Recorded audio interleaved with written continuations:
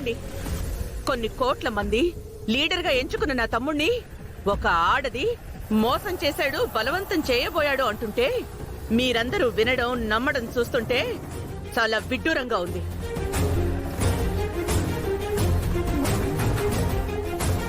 మీరందరూ నమ్మినా నమ్మకపోయినా నా తమ్ముడు ఏ తప్పు చేయలేదని నేను నమ్ముతున్నాను. మీరు నమ్మకపోతే మీ కర్మ.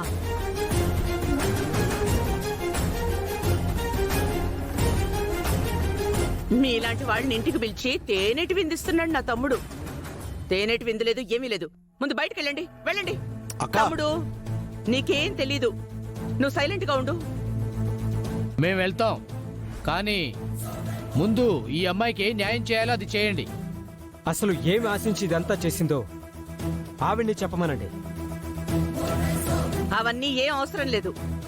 ఈ అమ్మాయికి న్యాయం చేయడానికి నా తమ్ముడేం తప్పు చేయలేదు. కావాలంటే కోర్టులోనే తేల్చుకుంటాం.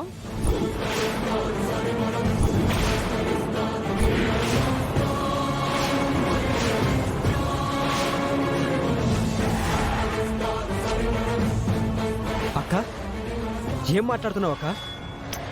మావయ్య ఏ తప్పు చేయలేదని మీరు నమ్మట్లేదా మావయ్య? నమ్ముతున్నాను. అలాంటప్పుడు కోర్టుకు వెళ్ళడంలో తప్పే ఉంది.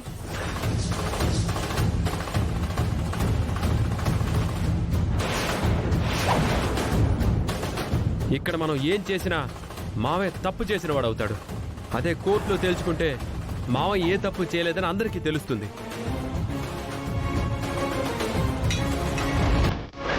పెద్దయ్య గారి గురించి ఏ కోర్టులోనూ తేల్చుకోవాల్సిన అవసరం లేదు.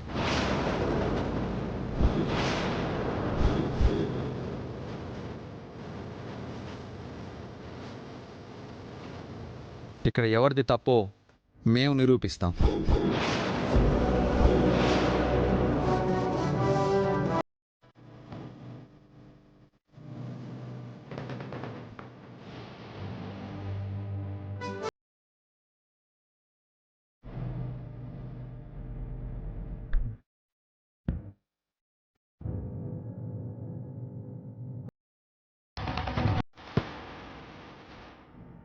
ఈవిడే పెద్దయ్య, ఆ మాధవి గారు.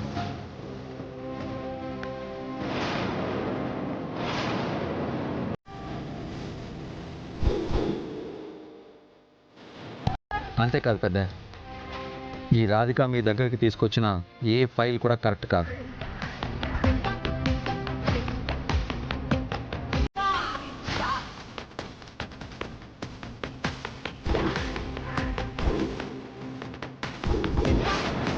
ఆ ఫైల్ని అడ్డం పెట్టుకొని మీకు చెడ్డ పేరు తీసుకొచ్చి మిమ్మల్ని సీఎం కుర్చీ నుంచి దించేయాలని ప్లాన్ చేశారు.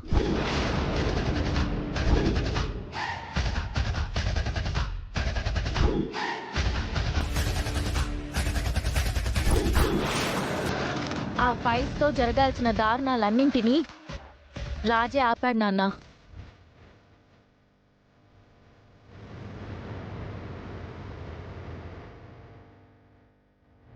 ఎస్ఐ గారు, ఈ కిలాడి లేడీని అరెస్ట్ చేసి మీ స్టైల్లో నిజం కక్కించండి. ఒక్క నిమిషం.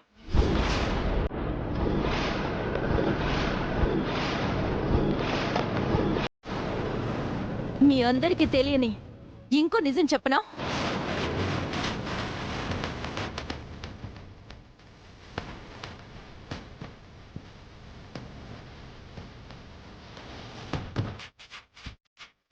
ఈ మాధవిని బంధించింది, ఆవిడ ప్లేస్లో నన్ను ఇక్కడికి రప్పించింది సాక్షాత్తు సీఎం సూర్యప్రతాప్ గారే.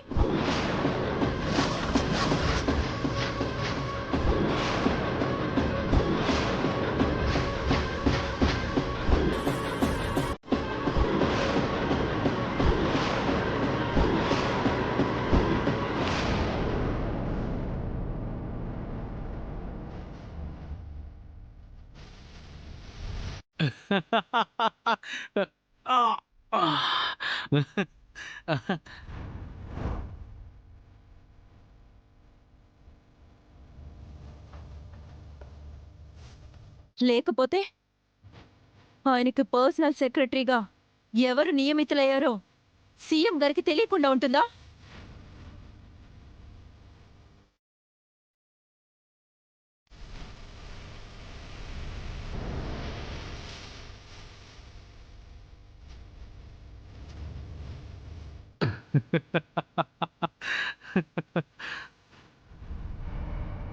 నా కోసమే ఈయన ఇదంతా చేశారు.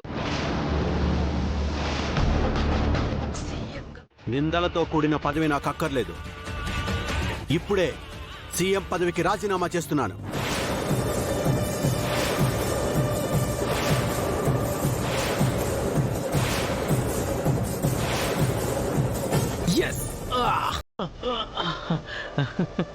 నా నిజాయితీని నేను కోర్టులోనే తేల్చుకుంటాను.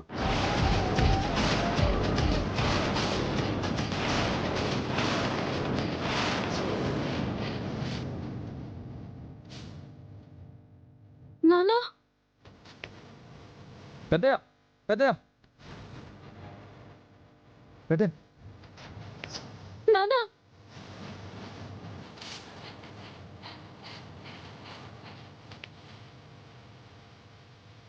పెద్దయ్య నానా